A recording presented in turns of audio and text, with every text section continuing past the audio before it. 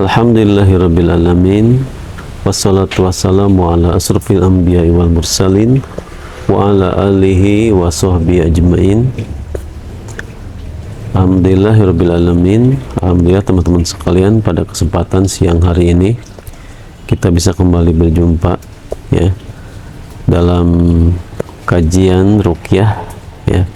Dan untuk kali ini saya ingin membahas satu tema yang lain, bahwa apakah ya orang yang paling mulia itu yang memiliki keturunan mulia? Apakah kalau keturunannya mulia otomatis akan mendapatkan keselamatan di akhirat kelak? Misalnya keturunan nabi ya, keturunan para rasul, atau keturunan para sahabat, keturunan orang soleh, atau apakah otomatis akan menjadi orang soleh? Apakah otomatis akan mendapatkan pengampunan dari Allah ya? Mari kita simak penjabarannya. Sebagaimana yang kita ketahui bahwa kedudukan seorang manusia di sisi Allah, kemuliaannya itu adalah bukan berdasarkan nasab, bukan berdasarkan keturunan, tapi berdasarkan ketakwaan ya, sebagaimana yang disebutkan oleh Allah, a'udzubillahi minasyaitonirrajim, inna akramakum indallahi atqakum. Sesungguhnya orang yang paling mulia di sisi Allah ya, di antara kalian adalah siapa yang paling bertakwa kepada Allah ya. Kemudian kata Allah dalam ayat yang lain, walikullin darajat. Tiap-tiap manusia itu memiliki derajat, tingkatan, mimma amilu, dari apa-apa yang dia amalkan, berdasarkan amalnya, bukan berdasarkan nasabnya. Dalam hadis Rasulullah SAW menyampaikan, waman batta'a bihi amaluhu, barang siapa yang lambat dalam amalnya, lam yusri bihi nasabuhu, maka tidak akan bisa mempercepatnya dengan nasabnya. Jadi kalaupun dia nasabnya kepada orang soleh, tapi kalau dia tidak beramal, ya lambat juga, tidak bisa mempercepat kepada kebaikan, kepada surga, tidak. Kemudian dikatakan dalam ayat yang lain, surat Al-Mu'minun ya, dikatakan fa'idha a'udzubillahi minasyaitonirrajim fa'idha nufikha fis-sur fala ansaba bainahum, ketika ditiup sangkakala, ketika terjadi kiamat, fala ansaba bainahum, tidak ada lagi nasab di antara mereka, wala yatasaalun, dan mereka tidak bisa saling meminta, tidak bisa saling menolong. Nasab itu terputus. Yang akan menolong kita adalah amal ibadah kita, kebaikan kita, bukan nasab kita. Bahkan dalam hadisnya yang masyhur, Rasulullah SAW menyampaikan, beliau berdiri ya, ketika turun ayat Al-Quran ya, wa anzir ashiratakal aqrabin, wahai Muhammad, serulah, berilah peringatan keluarga kerabatmu yang terdekat.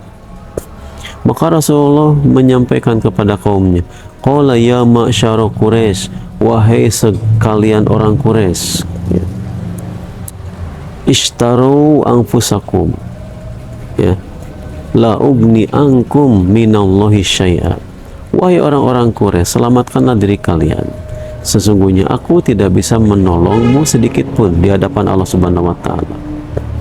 Kemudian beliau menyebutkan, ya Bani Abdi Manaf, hei Bani Abdi Manaf, hei Abbas ya bin Abdul Muttalib, wahai Sophiyah paman Rasulullah. Bahkan sampai beliau katakan, wa ya Fatimah binta Muhammad Rasulullah, wahai Fatimah binti Muhammad Rasulullah ya, mintalah kepadaku hartaku sebanyak apapun, la ugni anki minallahi syai'an, tapi ingat, aku tidak bisa menyelamatkanmu dari adab Allah sedikit pun. Dalam hadis yang lain, ya Fatimah, beramallah, karena aku tidak bisa menolongmu. Jadi yang langsung saja keturunan Nabi tidak bisa ditolong oleh Nabi, oleh ayahnya, apalagi yang sudah jauh, ya, sudah jauh dari Nabi, sudah jauh dari Fatimah, udah berpuluh-puluh kakek gitu ya, tidak bisa. Jadi kalau ada yang namanya Habib, ya, menyatakan dirinya lebih mulia daripada yang lain, memang dari sisi kemanusiaan, para Habib itu lebih mulia daripada orang yang selain Habib, selain keturunan Rasulullah. Itu lebih mulia, keturunan Rasulullah, ahlu bait Rasulullah itu orang yang mulia dan patut kita muliakan, ya. Kalau ada orang yang mengaku Habib, mengaku keturunan Rasulullah, kita percaya saja, kita percaya dan kita hormati, ya, kita hormati. Adapun betul tidaknya dia sebagai Habib, itu urusan dia dengan Allah. Nah, kita memuliakan keturunan Rasulullah itu sangat dianjurkan, ya, merupakan kebaikan. Tapi kalau dia bukan keturunan Nabi, ternyata itu urusan dia dengan Allah Subhanahu wa Ta'ala. Tapi yang terbaik, kalau itu keturunan Nabi, dzurriyyat Rasulullah SAW, kemudian orang-orangnya soleh, taat, itu yang terbaik. Kalau mengaku keturunan Nabi tapi malahan perbuatannya jauh dengan yang Rasulullah contohkan, banyak pembangkangan, kedurhakaan, itu tetap saja amal sendirilah yang akan menjadi tanggungan.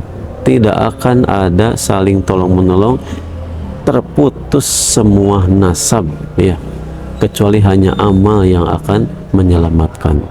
Jadi bukan nasabnya yang terpenting, tapi amal perbuatan kita.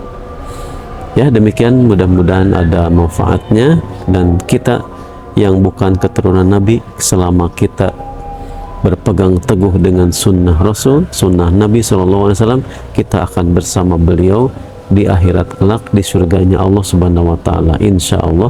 Amin ya Allah ya Rabbal Alamin. Barakallahu fikum. Wassalamualaikum warahmatullahi wabarakatuh.